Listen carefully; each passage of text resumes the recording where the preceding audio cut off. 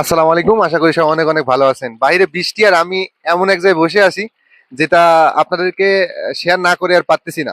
সব মিলায় বাইরে বৃষ্টি হচ্ছে আর আমি ছোট একটা ভাতার দোকানে বসে আছি। যারা বাইরে আছেন, যারা মানে প্রবাস জীবনে বা কর্মক্ষেত্রে ব্যস্ত আছেন, তারা অবশ্যই এসবগুলো মিসিং করতেছেন। সব মিলায় আমি ছোট একটা ভাতার দোকান দেখতে পাচ্ছেন আছি। এটা হচ্ছে আঙ্কেলের বাজারটার নাম কি?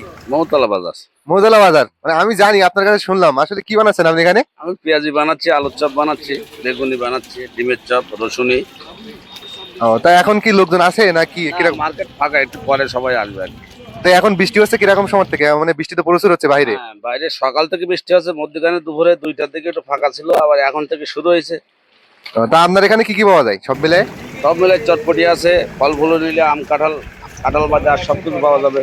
ও, যাই হোক, মাশাল্লাহ। আমি আঙ্কেলের কাছ থেকে নিয়মিত প্রায় ভাজাই খাই, প্রায় আসি মৌতলা বাজারে, এখানে আসি। এবং এই মেন উদ্দেশ্য হচ্ছে যে বর্ষা আর এই ভাজা। এই যে ভাজা দেখতে পাচ্ছেন, এই ভাজা আর বর্ষা সব মিলাই, এই ভাজা আর বর্ষা অন্যরকম একটা অনুভূতি।